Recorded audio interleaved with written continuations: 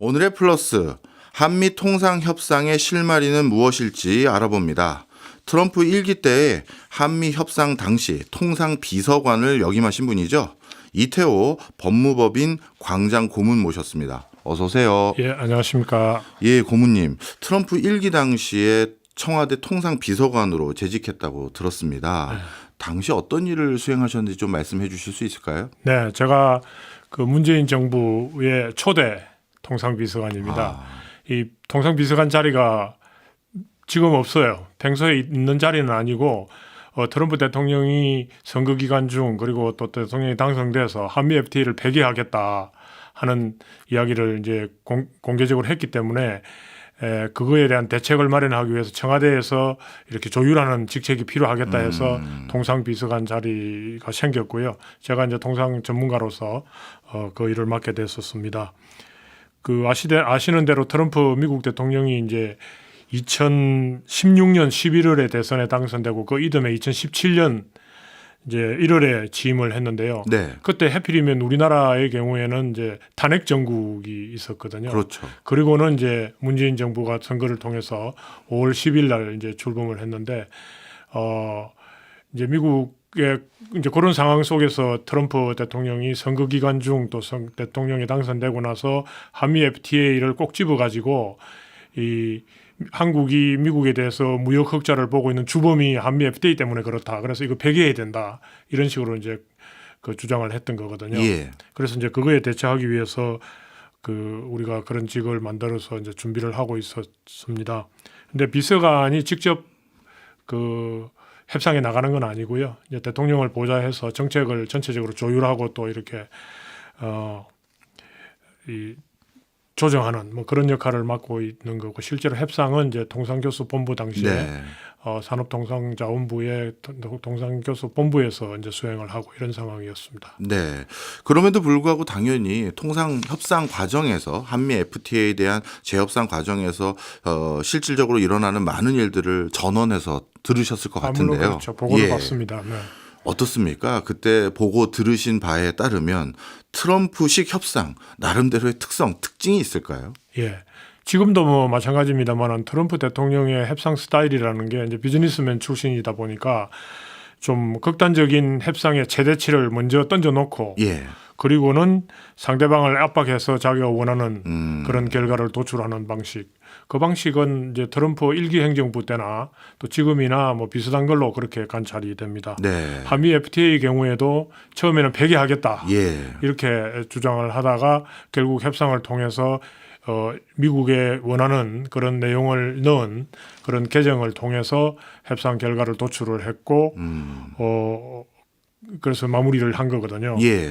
근데 지금도 이제 상호 관세를 이렇게 발표를 하고 발효 직후에 또 그거를 유예를 해놓고 네. 협상하러 와라. 지금 그렇게 하고 있는 상황이거든요. 그래서 지금 이제 그 상호관세를 피하기 위해서 각국이 이제 와싱턴으로 지금 달려가고 있는 예. 상황이고 각자 도생식으로 미국하고 양자 협상을 통해서 빠져나가기 위한 그런 협상을 하고 있는 형국입니다. 그래서 트럼프식 협상 방식이라는 거는 뭐 이제 어느 정도는 알려졌죠 이제.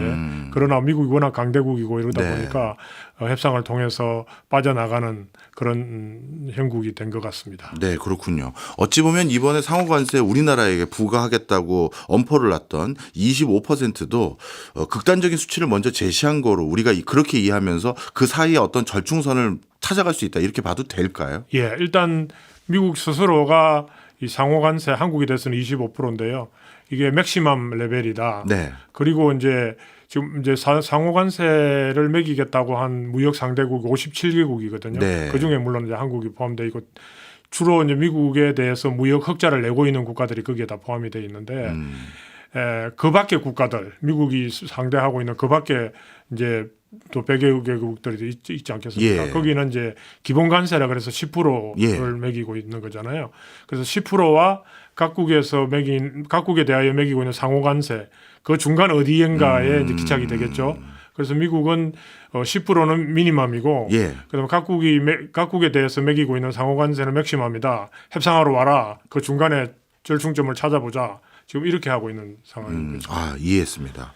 그렇다면 이제 우리나라의 협상력 그리고 우리나라의 교섭 카드가 무엇보다 중요할 것 같은데요. 저는 잘 와닿지 않는 게 미국은 말 그대로 우리가 흔히 슈퍼파워를 가진 나라다 이렇게들 칭하는데 그런 미국 공무원들을 만나서 우리나라 공무원이 도대체 뭘로 협상을 이끌어내고 양보를 이끌어낼 수 있을지 잘 감이 안 옵니다. 그래서 여쭤보고 싶은 게 트럼프 행정부 1기 때도 우리가 나름대로 그쪽의 양보를 이끌어내기 위해서 우리 측의 협상 카드 같은 걸 뭐 제시했을 거 아니겠습니까? 어떤 거를 제시하셨고 어떻게 활용했는지도 좀 전달해 주실 수 있을까요? 예, 뭐 당연히 궁금하실 사항일 것 같습니다. 그런데 이제 말씀하신 대로 미국은 강대국으로서 요구하는 입장이고, 그렇죠. 우리는 이제 상대적으로 약소국 입장에서 방어하는 입장이잖아요. 예. 그래서 뭐 협상 카드가 있겠느냐 이런 이야기를 이제 할 수가 있는 건데요. 이제 중요한 거는 그 한미 FTA 자체가 그 협상을 통해서 이익의 균형을 달성해 놓은 그런 이제 협상 결과거든요. 예. 한미 FTA라는 게 일방적으로 어느 나라에만 유리한 그런 협상 결과는 아닌데 고치더라도 어느 정도는 협상의 그 이익이 균등하게 배분이 되도록 해야 된다는 그 명분이 있는 거죠. 예. 이제 그거를 파고드는 겁니다. 우리나라 경우에는. 그래서 한미 FTA를 이제 폐기하겠다 하는 거는 안 되니까 안 된다. 그거는 수용을 할 수가 없고 개정을 하자. 근데 개정을 할 때 미국에서 가장 크게 요구하는 부분을 우리가 먼저 들어보고 예. 수용 가능하면 그거를 수용을 하되 예. 우리도 우리가 한미 FTA를 통해서 개선했으면 좋겠다고 하는 그런 포인트들을 우리도 주장을 해서 넣어서 어느 정도 양국의 이익 관심사항이 서로 다르니까요. 네네. 관심사항이 서로 다르지만 그 이익의 균형은 달성할 수 있도록 해보자 하는 그런 이제 논리를 우리가 제시를 할 수가 있는 거죠. 그래서 미국 같은 경우에는 성용차 관세를 이제 원래 한미 FTA를 통해서 그 없앴거든요. 네. 근데 그거를 다시 되살리는 건 안 되지만 미국이 굉장히 큰 관심을 갖고 있는 게 그 경트럭에 대한 관세가 굉장히 미국에서는 정치적으로 민감한 이슈입니다. 25%가 돼 있고 그게 2021년도에 폐지하도록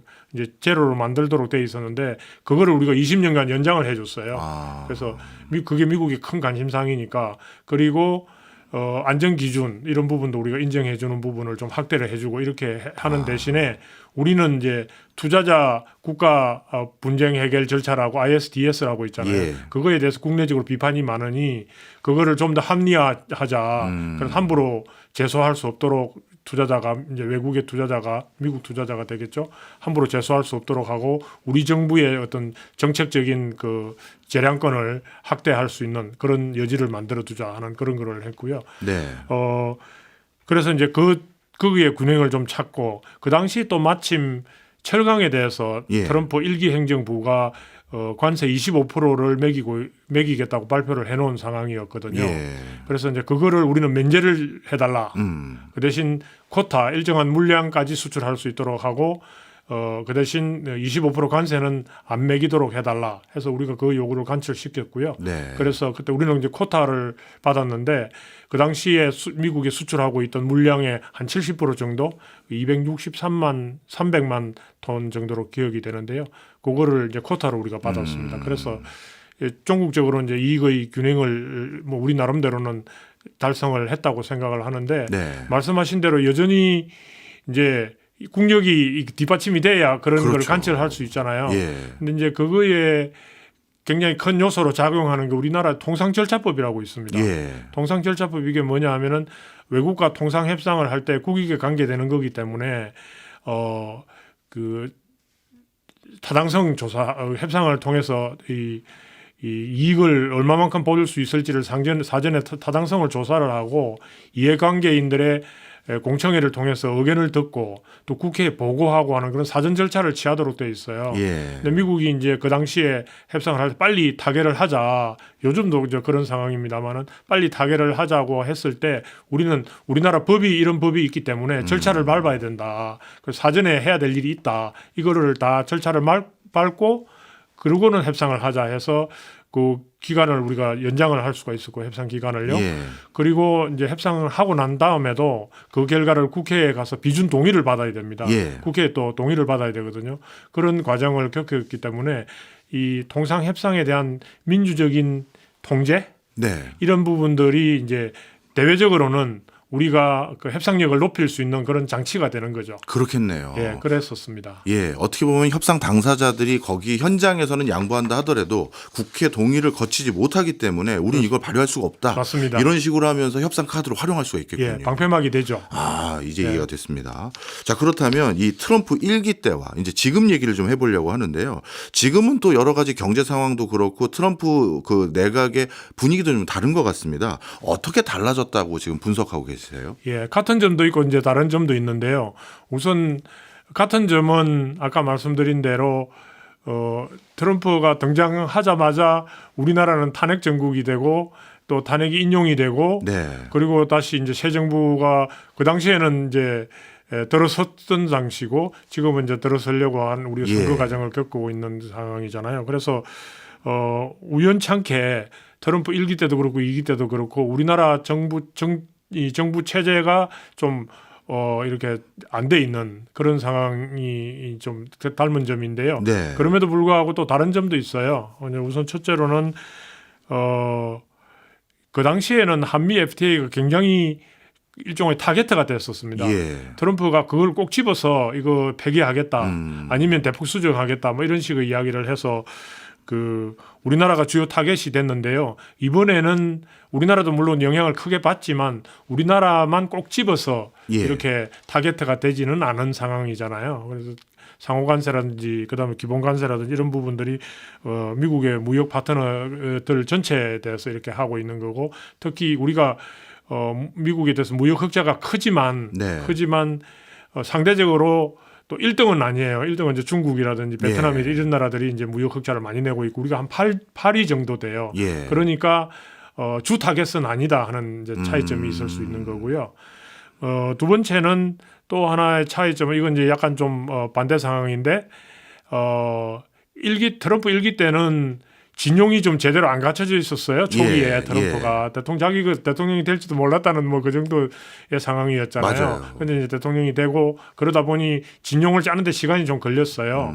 근데 지금은 2기는 상당히 준비된 대통령, 집권을 할 수 있는 준비된 대통령으로서 지난 4년 동안 이제 선거 패배 이후에 준비를 해온 거거든요. 그러니까 네. 진용도 아주 탄탄하게 짜져져 있고 자신이 추구하고자 하는 정책 방향도 분명하게 서 있고 그래서 강도가 세졌죠. 네. 그래서 이제 그런 또 상황이 있습니다. 그래서 이 전체적으로 보면은 좀 닮은 점도 있고 좀 다른 점도 있고 그렇습니다. 네. 그렇다면 이제 현장에서 미국 그 통상 협상 대상자들과 협상을 하는 통상 본부에 있는 그 실무진들하고 그리고 뒤에는 또 청와대 보고를 또 당연히 해야 되지 않겠습니까? 네. 사실 뭐 이런 것까지 말씀해 주실 수 있는지 모르겠습니다만 어떻게 커뮤니케이션을 하나요? 예, 뭐 다 업무의 역할에 따라서 업무가 있고 기능이 있으니까요. 이제 청와대가 있는 경우에는 이제 정책의 큰 틀이라든지 방향을 이렇게 제시하는 역할을 하는 거고요. 실제로 이제 통상교섭본부는 실무부서로서 협상장에 나가서 그 지침에 따라서 협상을 하고 또 협상에 나가기 전에는 관계부처가 많으니까 관계부처 간의 정책을 서로 조율하는 그런 역할을 해서 뭐 일종의 역할 분담이라 할까요? 청와대와 그다음에 관계부처, 통상교섭본부를 포함한 관계부처가 이렇게 역할 분담을 해서 네. 협상에 임하는 건데요. 그래서 조금 전에 말씀드린 대로 그 당시에 한미 FTA를 개정하는 협상하고 그 다음에 철강에 대한 관세를 피하는 네. 예외를 받는 거하고 같이 이렇게 합쳐서 협상을 성공적으로 타결했었습니다. 네. 뭐 그렇게 나름대로 이익의 균형을 찾기 위한 그런 노력을 했기 때문에 나중에 이제 협상 결과를 국회에 가져가서 비준 동의를 받을 때도 큰 어려움 없이 비준 동의를 받을 수가 있었습니다. 네, 그렇군요. 그 협상을 하는 과정에서 뭐 합리성에 대한 부분도 있고 어떻게 보면 감성적인 어떤 서로 인간 간의 관계라든가 신뢰도 아니면 현장에서의 어떤 협상의 스킬 이런 것들도 중요할 것 같은데 경중이 몇 대 몇 정도로 봐야 될까요? 어려운데요. 네. 뭐 한 반반이라고 보면 될 것 같습니다. 반이나 됩니까? 이게 이제 국민적인 여론이라든지 감정이라든지 이런 부분도 사실은 굉장히 협상에 중요한 틀을 제공하거든요. 뭐 지금 이슈하고는 조금 관련이 없습니다만은 당시에 뭐 한미 쇠고기 이명박 정부 초기에 쇠고기 파동 났었을 때도 국민들이 거리로 뛰쳐나와서 이게 문제가 시위했죠. 있다, 맞아요. 시위가 있고 하는데 이런 부분은 사실 그 광우병 문제를 과학적으로 해결을 해야 될 문제가 아니라 국민의 정서라든지 국민의 인식이라든지 이런 부분이 작용을 크게 했던 거잖아요. 그러니까 그런 부분도 협상에 영향을 상당히 주는 거고요. 그 다음에 뭐 협상에 임하는 그 관리 공무원들의 전문성 그리고 경험 뭐 이런 것도 적용이 되지만 종국적으로는 국력이죠. 국력이 뒷받침이 돼야 되고 협상 기술이 아무리 뛰어나도 국력이 우선 뒷받침이 안 되면 뭐 그건 사실은 뭐 영향을 미칠 수는 없겠지만 그 큰 이슈는 아닌 것 같고 그래서 제가 아까 반반이라고 했던 부분은 국력을 일단 전제로 해서 거기에서 차이를 나타내는 거는 역시 좀 그런 부분이 아닐까 그런 생각이 듭니다. 혹시 이제 협상 테이블에 앉은 협상 당사자 이 당사자들의 스타일 예를 들어서 좀 온건한 스타일인지 강경한 스타일인지 이런 것도 중요한 결과의 변수로 작용하나요? 실제로 그렇게 합니다. 협상을 누가 참여하느냐 뭐 협상 기술이라는 거는 이제 목표는 분명하니까요. 그거를 어떻게 이제 달성해 가느냐 하는 방법론의 문제에 있어서는 다양한 전문 지식과 그다음에 경험에 뒷받침이 돼서 협상가마다 좀 다르죠. 상당히 다릅니다. 어떤 사람들은 뭐 아예 무대뽀로 윽박 지르는 스타일도 있고 또 어떤 사람들은 합리적으로 상대방의 이야기를 잘 듣고 대안을 찾아가는 그런 스타일의 협상가도 있고 그러나 뭐 어느 나라 할 거 없이 협상하는 사람으로서 협상장에 앉으면 목표에 대한 감각을 분명하게 가지면서 어느 게 가장 국익인지 그리고 지침이 또 있거든요. 협상장에 뭐 나간 협상 그 수석 대표가 자기 내키는 대로 하는 건 아니잖아요. 그렇겠죠. 아주 엄밀하게 사전에 조율된 그런 포지션을 가지고 나오기 때문에 그런 포지션 속에서 어떻게 이제 만들어 나가느냐 하는 거는 상당 부분 협상가의 스타일과 경험과 전문성이 작용을 한다 이렇게 볼 수 있겠죠. 그 얘기를 여쭤봤던 이유가 이제 2기 행정부 미국 행정부하고 우리 한미 협상이 이제 시작될 텐데 시작하고 있죠 벌써. 이 협상을 지금 진행하고 있는 우리 쪽 대표단 뭐 최상목 부총리하고 안덕근 산업통상부 장관 이 두 분의 스타일은 어떤 스타일로 평가하시면서 지금 앞으로 어떻게 구성돼서 협상 결과를 이끌어낼 걸로 전망하시는지도 궁금합니다. 두 분 다 지금 이제 통상에 대해서 문외한이 아니시고 다 전문가 수준의 그 경험과 전문성을 가지신 분들이거든요. 특히 뭐 두 분 다 저도 이제 현직에 있을 때 다 같이 학계나 또는 정부 내에서 같이 일을 했던 분들이라서 제가 그분들을 다 잘 아는데요. 전문성이라든지 경험 면에서는 뭐 빠질 수가 없죠. 아주 훌륭하신 분들인데요. 결국은 이 관계부처하고 어떻게 다 참 조율을 해서 이렇게 협상을 해 나가느냐 하는 문제에 달렸는데 제가 볼 때 그 우리 협상 그 수석 대표로서의 그분들의 능력이라든지 이런 부분을 뭐 의심할 부분은 전혀 없다고 생각이 들고요. 결국은 이제 우리 지금 현재 정치 상황 그리고 우리의 전반적인 국력 그리고 국민들의 인식 뭐 이런 것들이 종합적으로 작용을 해서 결과를 낼 것 같은데 지금 협상의 성격상 이게 여러 부처가 관여가 돼 있습니다. 그래서 여러 부처가 조율을 잘 해서 협력을 해서 하면은 좋은 결과가 되지 않을까 이렇게 생각합니다. 알겠습니다. 관세가 지금 가장 큰 이슈이긴 합니다만 조만간 비관세 장벽 철폐 이것도 요구를 받을 것 같은 생각이 많이 듭니다. 어떤 것들이 있고 그리고 우리나라 입장은 어떻게 취하는 게 적합할지 뭐 설명 좀 해주세요. 우선 지금 협상을 왜 하게 됐는지 뭐 국민들 다 아시겠지만 그거부터 잠깐 언급을 드리자면은 이제 트럼프가 1월 20일 날 취임을 하자마자 이제 관세 부과를 시작을 한 거잖아요. 근데 아주 다양한 종류의 관세를 부과를 했습니다. 우선은 첫 번째로 철강, 알루미늄, 자동차 이런 개별 품목에 대해서 관세를 매겼고요. 25%잖아요. 그래서 품목별 관세가 첫 번째가 하나가 있고요. 두 번째는 모든 무역 상대국에 대해서 미국이 관세가 그동안 너무 낮았다. 그래서 우리가 좀 높여야 되겠다 기본적으로. 그래서 기본 관세를 10%로 올린 게 하나 있고요. 예. 그 다음에 미국에 대하여 무역 흑자를 많이 내고 있는 국가들에 대해서 그 나라 관세 수준과 관세뿐만 아니라 비관세 수준을 감안해서 우리도 관세를 또 추가로 높여야 되겠다 해서 상호 관세가 있는 거고요. 예. 그 밖에 이제 초기에 뭐 펜타닐이라든지 불법 이민이라든지 이런 게 해서 표적 관세를 또 매긴 경우가 있습니다. 캐나다나 멕시코나 중국에 대해서. 이렇게 이제 여러 가지 범주의 관세를 이렇게 매겼는데 기본적인 거는 특히 상호 관세에 대해서 미국이 협상을 네. 할 수 있다.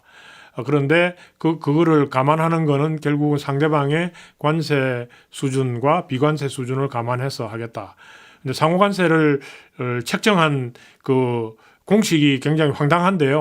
어쨌거나 이제 매겨진 거고 지금 유예돼 있습니다만은 그거를 발효를 각국이 자기에 대해서 안 하도록 하기 위해서는 협상장으로 지금 달려가고 있는 그런 상국인 거거든요. 네. 그래서 미국은 이제 관세만 지금 제시를 하고 있는 거지만 상대방 입장에서 보면은 관세 더하기 비관세 장벽을 같이 논의를 해야 되는 그런 이제 협상의 틀이 형성이 된 거죠. 근데 우리나라 같은 경우에는 한미 FTA가 있기 때문에 기본적으로 관세 부분은 제로입니다. 네. 그래서 관세는 이제 논외로 칠 수 있는 부분이고요. 결국 미국이 요구하는 부분이 비관세 장벽일 것이다. 이렇게 되는 거거든요. 네. 그래서 이제 비관세 장벽이 미국이 관심을 갖고 있는 비관세 장벽이 뭐냐 하는데 관심을 쏟지 않을 수가 없는데요. 지금 매년 미국 USTR 무역 대표부가 3월 말 정도 되면은 그 미국의 주요 교역 파트너들의 비관세 장벽을 조사를 해서 책자를 만들어서 보고서를 냅니다. 네. 매년 해요. 네. 그래서 뭐 쭉 해왔죠. 그런데 이제 트럼프가 들어서면서 이번에 3월 달에 이제 보고서가 나온 게 국내 언론에도 많이 보고가 됐는데 내용이 뭐 크게 새로운 건 없습니다. 작년의 내용에다가 더하기 또 일부 요소들이 들어간 건데 지금 시기가 시기인 만큼 네. 그 이제 보고서가 주목을 받을 수밖에 없는 무게감이 다르죠. 주목을 받을 수밖에 없는 상황이었는데요. 우리나라 부분 이렇게 보면은 기본적으로는 이제 그 사이에 미국 업계에서 불만을 제기해왔던 네. 그 부분들이 이제 망라적으로 들어가 있습니다. 포괄적으로 들어가 있고요. 몇 개 새로운 부분도 있어요. 예를 들면 우리가 무기 방산 물자를 수입할 때 그 상대방한테 이 기술 이전이라든지 이런 걸 요구하는 무기를 파는 국가에 대해서 요구하는 그런 이 옵세트 트레이드라 그러는데 절충 교역 뭐 이런 게 있거든요. 네. 그런 것들이 그 전에는 이 보고서에 없었어요. 예. 근데 금년에 이제 들어갔고 또 디지털 시장과 관련해서 플랫폼에 대한 그 규제 예. 뭐 이런 것들이 지금 정부도 그렇고 국회에서도 그렇고 논의가 되고 있거든요. 예. 이런 부분들이 이제 무역 장벽이다 이렇게 들어가 있습니다. 그래서 미국이 그러면 그런 그 리스트, 포괄적인 리스트 중에서 어떤 것을 우리 보고 제거하라고 요구를 할지 하는 부분은 아마도 협상장에서는 이야기가 제기가 되지 않았을까 싶은데요. 예. 아직 발표된 거는 없고 저는 이제 관찰자 입장에서 예단하고 싶지는 않습니다. 예. 그런데 이제 일반적인 관점에서 말씀을 드리자면은 미국 입장에서 보면 비관세 장벽이다 이렇게 할 수 있지만 또 그 규제들을 내용을 보면은 사실은 또 필요한 것도 있어요. 국민의 건강이라든지 안전이라든지 뭐 환경이라든지 이런 것들을 위한 또 정당한 규제가 있을 수 있잖아요. 예. 뭐 그런 것들을 외부의 압력에 의해서 철폐하는 거는 바람직하지 않을 수 있죠. 다만 기업의 활동을 옥죄는 그런 또 규제는 있을 수 있거든요. 네. 그런 것들은 좀 잘 살펴봐서 이번 기회에 제거할 수 있으면 제거하는 것도 방법이겠다 하는 생각을 합니다. 그렇군요. 어찌 보면 이번에는 우리나라 입장에서는 우리나라가 부여했던 미국에 대한 관세는 어차피 FTA 때문에 문제가 없고 비관세 장벽으로 분류되는 것들이 협상 테이블에서 가장 큰 관건이겠군요. 그렇습니다. 자, 그다음에 관세와 또 관련된 또 다른 이슈가 바로 환율입니다.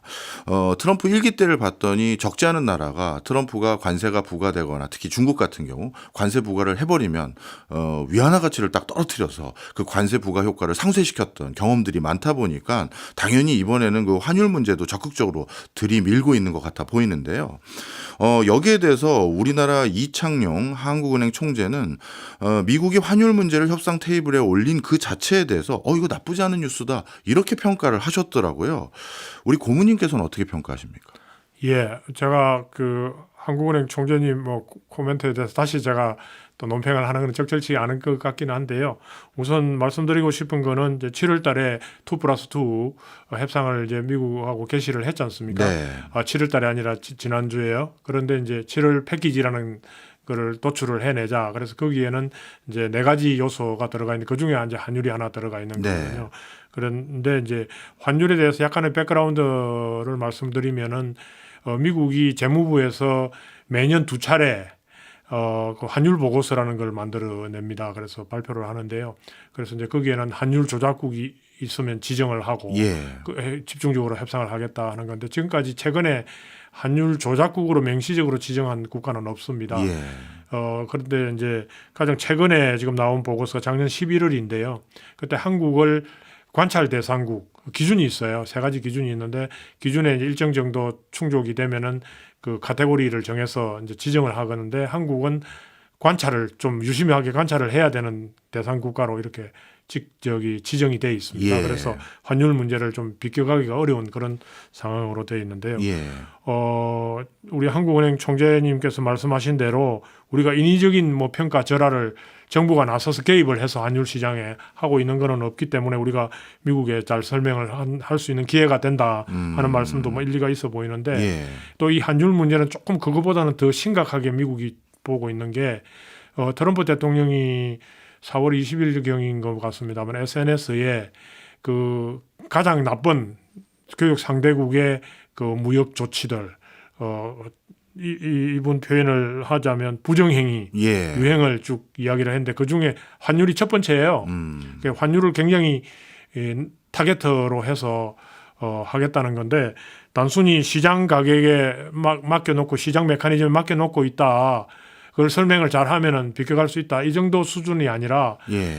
환율 절상을 하도록 압박을 가할 수 있는 그런 가능성이 열려 있는 거거든요. 그 부분이 좀 걱정되는 부분입니다. 네.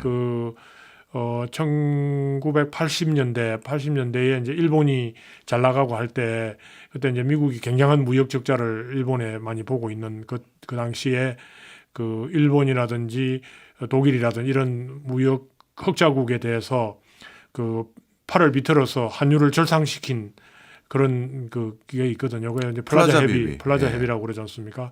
그래서 지금도 심심치 않게 그런 가능성이 나오고 있습니다. 예. 그래서 단순히 우리가 시장 메커니즘에 정부 개입 없이 맡겨놓고 있다는 것 자체로서 미국을 만족시킬 수 있을지 하는 부분은 조금은 더 경계심을 가지고 네.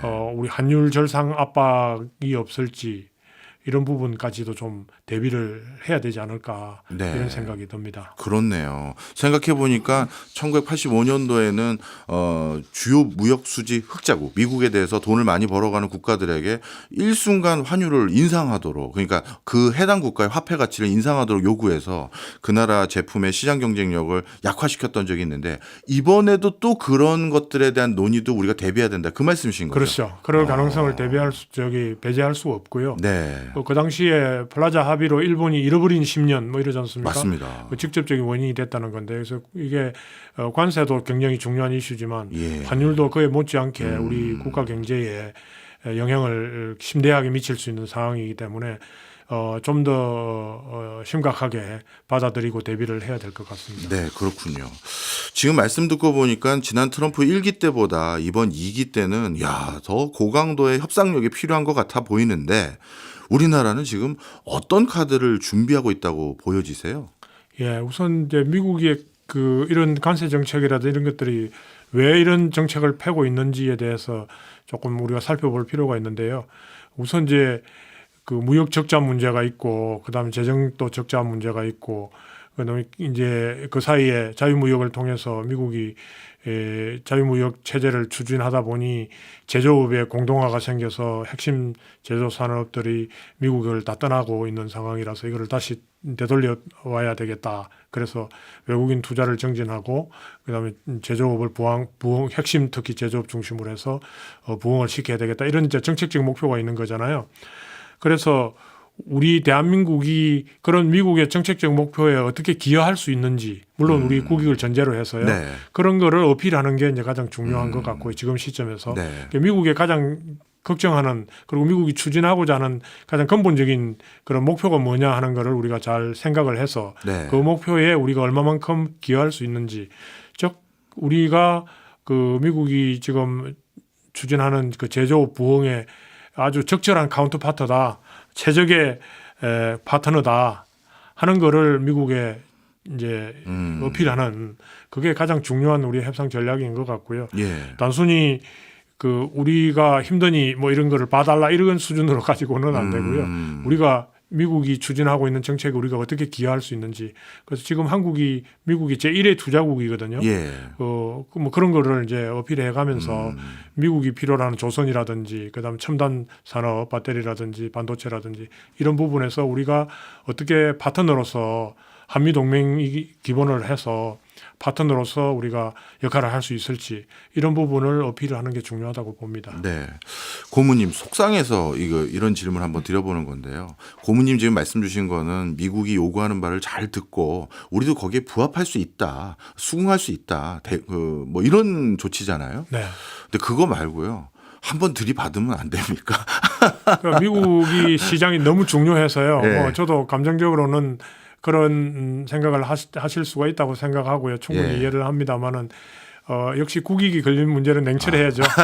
네, 냉철해야 됩니다. 우리 뭐 그런 트럼프 앞에서 설전이 일어나는 정상 레벨에서 그런 것도 우리가 봤잖아요. 예, 그렇죠. 예, 그래서 정말 냉철한 그 두뇌로 대처해야죠. 예. 국사안이니까요. 그렇죠. 일순간에 감정으로 대응하면 안 네, 된다. 그렇게 하면 안 됩니다. 물론 우리 국민들의 어떤 그런 정서, 네. 인식 네. 이런 건 협상장에서 활용을 해야죠. 우리 국민들이 지금 이걸 어떻게 생각하겠느냐. 이건 네. 그 대한민국도 큰 고려해야 되는 거니까요. 그럼요. 그렇게 해야 되는 거고. 그렇지만 협상장에서는 아주 냉정하게 해야 되고 또 미국 시장이 얼마나 우리 경제에 중요합니까? 그렇죠. 그런 것들 잊어버리면 안 되죠. 예, 알겠습니다. 속상해서 해본 소리고요. 이번 2기 협상 때 그럼 이제 세부적으로 어떤 내용이 논의될지 한번 여쭤보려고 하는데요. 혹여나 FTA도 다시 협상하자 이런 얘기는 안 나올까요? 그런 이야기는 안 나오고 있는데요. 뭐 어떻게 보면은 지금 관세를 이렇게 막 높이고 하는 게 FTA 전부 위반이거든요. 예. 사실은 FTA가 커버하고 있는 분야가 이제 상품 분야 아니라 여타 뭐 투자라든지 그다음 서비스라든지 다양하게 있어서 이제 그런 부분들은 또 영향을 좀 상대적으로 덜 받는 부분이 있지만 상품 부분은 핵심은 관세인데 네. 관세를 제로로 서로 하기로 해놓고 한쪽에서 저렇게 일방적으로 지금 하는 것 자체가 협정을 위반하는 거거든요. 그렇다고 해서 이 협정 위반이 이렇게 심각하게 일어나고 있으니 한미 FTA 차라리 없애버리자 아니면 뭐 또 개정하자 이런 식의 이야기를 우리가 할 필요는 없고요. 지금 뭐 트럼프가 영원히 미국 대통령으로 남아 있을 것도 아니고 그렇죠. 그래도 또 앞으로 어떻게 될지 모르기 때문에 최소한 이 한미 동맹은 이제 우리 안보의 기반이지만 또 한미 FTA는 우리 양국 간의 경제 관계를 떠받치는 그런 중요한 법적인 토대잖아요. 예. 이거는 살려놔야죠. 네, 알겠습니다. 그리고 앞서 1기 때는 철강 관세를 면제받는 대신 쿼터제로 합의를 했다고 말씀 주셨는데 이번에도 약간 유사한 방법도 쓸 수 있을까요? 예, 근데 그 부분은 조금 쉽지는 않을 것 같아요. 왜냐하면 지금 이제 이번에 철강 알루미늄 관세를 25%로 다시 하는 조치한 가장 근본적인 이유가 1기 때 이제 그렇게 했는데 예외를 많이 허용을 해줬거든요. 네. 한국 포함해서 여러 나라들한테 예외를 줬어요. 멕시코라든지 캐나다라든지 호주는 아예 뭐 그런 조건 없이 면제를 해줬고요. 예. 또 한국을 포함해서 브라질, 아르헨티나 이런 나라들은 또 쿼타제를 통해서 무관세로 들어올 수 있도록 예외를 허용해주고 그 뒤입니다만 바이든 행정부 때 들어와 가지고는 EU, 일본, 영국에 대해서는 또 테리브 레이트 쿼타라 해서 할당관세 제도라는 게 있습니다. 뭐 그런 걸 통해서 또 예외를 허용해주고 그러다 보니 예외를 너무 많이 허용해줬다 예. 해서 트럼프 2기 때는 예외를 다 없애고 일률적으로 25%를 매기겠다 하는 게 이번 조치의 내용이거든요. 네. 그런데 다시 거기다 예외로 인정을 하게 되면 이 트럼프 1기 때 했던 그 조치로 다시 되돌아갈 가능성이 크기 때문에 예. 이번에는 예외 인정에 대해서 굉장히 좀 뭐 보수적이군요. 보수적이죠. 그래서 예. 다시 그런 류의 합의가 성사되기는 쉽지는 않을 것 같다는 판단입니다. 네. 또 외교와 통상 쪽의 논문이나 연구들을 보면요. 외국 같은 경우는 그 해당 국가에 진출해서 비즈니스 하고 싶은 미국 기업인들 또는 미국 기업을 통해서 미국 정부에 로비를 해서 통상 협상을 잘 이끌어낸 사례들도 솔직히 있더라고요. 그렇다면 우리 정부도 한국에 와서 비즈니스 하고 싶은 미국 기업이라든지 아니면 한국과 교류 협력을 원하는 어떤 미국의 정부가 아닌 다른 누군가를 로비를 한다든가 좀 읍소해서 좀 우리 상황을 좀 잘 설명 좀 해달라. 이런 노력들 효과가 있을지도 궁금하고 그런 시도는 했었는지도 궁금합니다. 네, 필요합니다. 네. 필요하고요. 두 가지 다 있을 수 있는데 하나는 말씀하신 대로 한국에 진출해 있는 미국 기업들 그런 기업들을 활용하는 방법도 있을 수 있고요. 또 하나는 미국 내에서 한국과 비즈니스 하는 미국 기업들 예를 들면 수입업자 네. 뭐 그다음에 한국의 재료를 한국에서 막 생산한 재료를 기초로 해서 생산 활동을 하는 미국 내에서 생산 활동하는 기업들 이런 기업들을 활용하는 것은 굉장히 훌륭한 협상 전략이죠. 예. 협상장에서만 일어나는 게 아니라 그런 산업계의 그 서포트를 받는 것도 굉장히 중요한데 특히 지금 같은 경우에는 이제 철강 자동차라든지 품목별 관세 이런 것들이 사실은 업계 이해관계에 많이 걸려 있기 때문에 미국이 정부 조치를 예. 취한 거거든요. 그와 마찬가지로 그 미국에 있는 미국 기업들과 파트너를 하고 있으니까 우리가 우리 예. 기업들이 그런 기업들을 100분 활용하는 것은 굉장히 중요합니다. 특히 아까도 말씀드렸습니다마는 그 어떤 우리가 원하는 어떤 조치가 우리가 어려우니까 봐달라는 게 아니라 정말 미국 산업계에 필요한 그런 조치다. 그래서 이거는 문제가 있을 수 있다. 쉽게 이야기하면 자동차 부품 같은 거죠. 미국에서 이제 자동차 생산을 많이 권장을 지금 하고 그걸 정진하기 위해서 지금 이제 자동차 관세를 매기고 뭐 그런 거잖아요. 네. 그런데 최근에 보도에 보면은 부품 같은 거는 이제 관세를 낮추거나 깎아준다는 거거든요. 그 면제해 준다는 거거든요. 예. 그게 왜 그러냐 하면은 미국에서 자동차 생산을 하는 미국의 빅5 이런 빅3 이런 그 자동차 업체들이 그 부품들은 다 해외에서 조달해야 되니까 예. 뭐 그런 것들을 관세를 매기면 이제 비용 코스트가 들어가고 경쟁력에 문제가 생기니까 업계에서 미국 정부에다 로비를 한 거거든요. 그 결과거든요. 예. 그러니까 그런 관점에서 보면은 업계를 활용하는 거는 중요한 선택의 문제가 아니고 이거는 마스터 해야 그렇군요. 되는 그런 전략이죠. 지금 고모님 말씀 듣고 보니까 업계를 활용하는 것도 반드시 우리가 해야 될 전략 전술 중에 하나인데 근데 우리나라의 지금 정치적인 상황 또 행정적인 상황이 일본과 비교했었을 때요. 일본은 일본 현재 기업인들 그 손정희 회장을 비롯해서 이분들과 뭔가 적극적인 커뮤니케이션도 이루어지고 있고 통상과 관련돼서 우호적인 환경을 이끌어내기 위해서 기업단의 미국 투자를 적극 활용하는 면도 보이는데 우리나라는 아직까지 기업은 기업 따로 정부는 정부 따로인 것 같은 인상을 좀 제가 지울 수가 없는데요. 기업인들과의 커뮤니케이션 필요하지 않을까요? 맞습니다. 좀 이제 탄핵 정국에다가 지금 이제 또 선거를 앞두고 있는 그런 시점에서 정부가 평상시처럼 그렇게 기능하기가 조금 어려운 측면이 있는 건 사실이고요. 뭐 그런 건 인정할 수밖에 없을 것 같고요. 그런 측면에서 기업하고 정부가 조금 더 협력할 여지는 많다. 저도 그렇게 생각하고요. 네. 특히 그 좀 우리 기업에 신뢰감을 주는 그런 정부의 정책이라든지 이 필요한데 그런 관점에서 보면 어떻게 보면은 정치권에서도 네. 이 통상 문제는 만큼은 최소한 이념이라든 정파를 떠나서 좀 협력해서 우리 국익을 위해서 같이 힘을 모으는 그런 노력들이 필요할 것 같고요. 예. 그런 과정에서 업계, 예. 그리고 정부, 정치권, 예. 2인 삼각 2인 경제. 삼각 예. 체제라 그러나요? 뭐 그런 식으로 발맞추어서 나갈 때 국력을 최대한 우리가 결집해서 이런 어려움에 대처할 수 있지 않을까 하는 생각이 듭니다. 네. 또 한 가지 이슈 중에 하나가 이제 방위비 분담금 이게 하나 걸린 것 같습니다. 이거를 이번 통상 협상과 별개로 진행하는 게 좋을지 우리 입장에서는 함께 이번에 논의하는 게 좋을지 고모님은 어떤 생각이세요? 원래 이제 패키지 딜이라는 이야기가 나왔었어요. 예. 그 지난번 그 한덕수 국무총리 겸 대통령 권한대행이 4월 초에 4월 8일로 기억이 됩니다만은 트럼프 대통령하고 이제 최초로 그 통화를 했지 않습니까?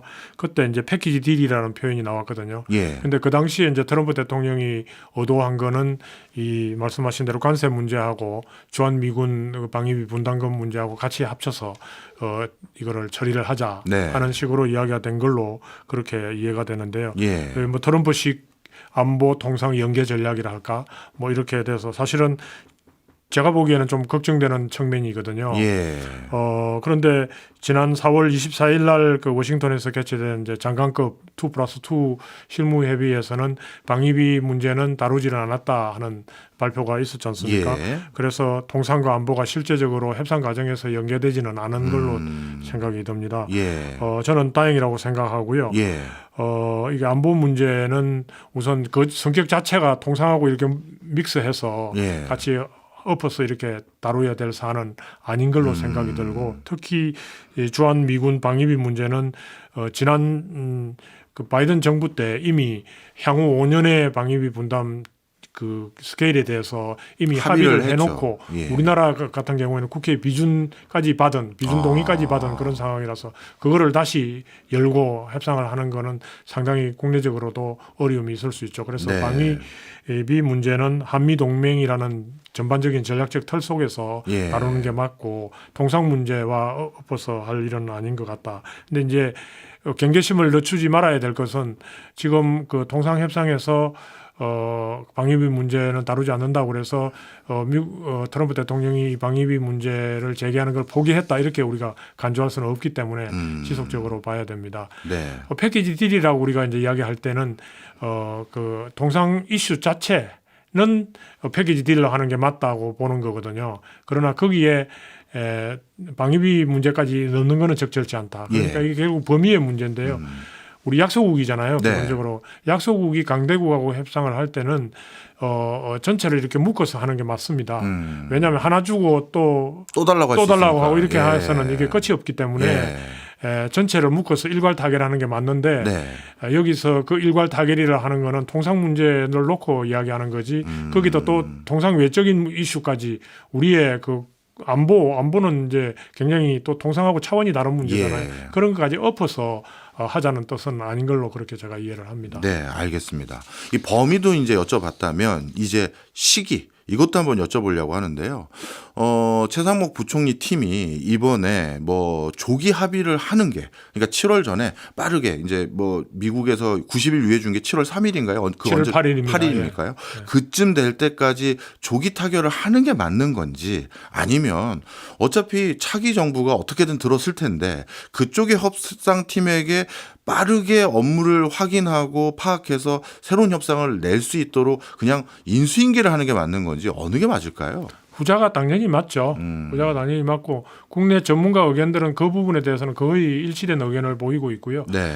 언론도 마찬가지인 것 같습니다. 언론도 그 말씀하신 대로 지금 선거를 앞두고 있는 일종의 가도 정부인데 이 정부가 협상을 타결하는 거가 과연 적절한지에 관해서는 그 의문이 많은 거고요. 예.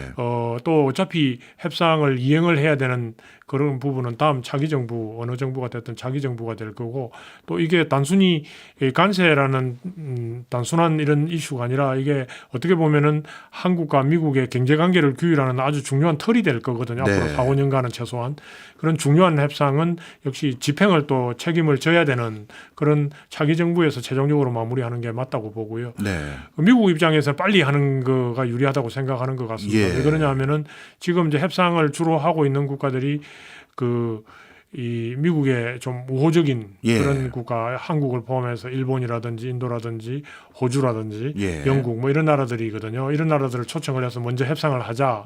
미국의 의도는 뭐 뻔합니다. 왜냐하면 이렇게 해서 협상의 결과를 도출을 해서 그거를 이제 모델로 해서 네. 다른 나라들을 압박하는데 활용하겠다 이런 거거든요. 네. 그러니까 미국 입장은 이제 조기 타결을 원하는 건데 우리는 좀 더 시간을 갖고 신중하게 절차에 따라서 추진해 나가는 게 맞다고 봅니다. 근데 강대국이 조기 타결을 원하는데 우리가 무조건 시간 끌 수가 있을까요?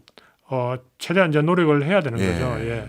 그 뭐 패배주의적인 그런 관점에서 볼 필요는 없을 것 같고 어렵지만 그래도 설득을 잘 해서 그리고 거기 들어가 있는 그 패키지의 내용들을 보셨겠습니다만은 굉장히 복잡하고 이거를 단순하게 그냥 일괄해서 바로 처리할 수 있는 그런 이슈들이 아닙니다. 하나하나 좀 따져봐야 되는 이슈들이고 네. 그렇기 때문에 관세만 딱 있는 게 아니라 또 비관세 장벽 더구나 우리가 주목해서 봐야 될 게 그 경제 안보라는 항목도 있고 네. 아까 막 우리가 논의한 환율 문제도 있고 네. 그렇기 때문에 이런 부분들을 사실은 7월 초까지도 시간이 급합니다. 빠듯한 네. 거죠. 네.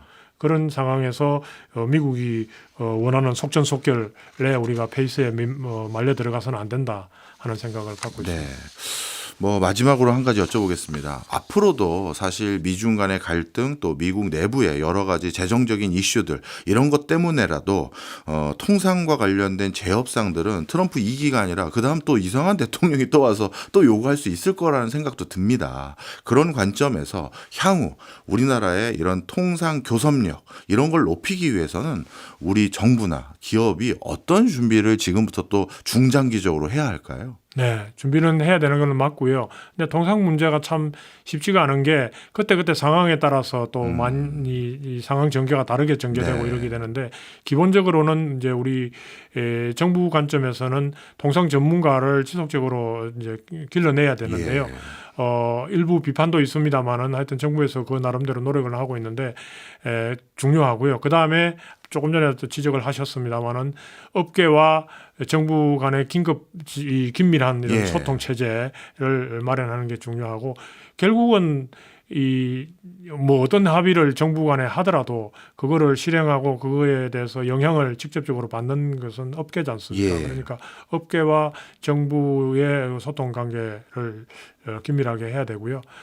전체적으로 보면 정부가 역시 이게 이 리스크인데 일종의 지금 우리가 당하는 게 리스크인데 앞으로도 이런 리스크가 언제든지 올 수 있는데 지금 과거와 달리 이 리스크가 정부발 리스크예요. 외국 정부발 예.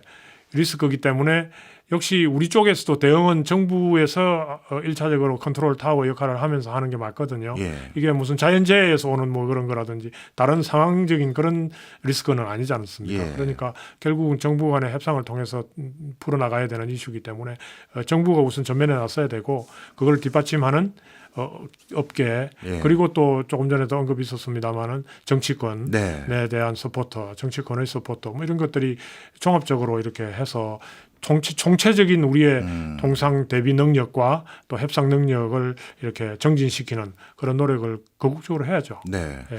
뭐 그 과정에서 한미일의 공조 이런 것도 가능할까요?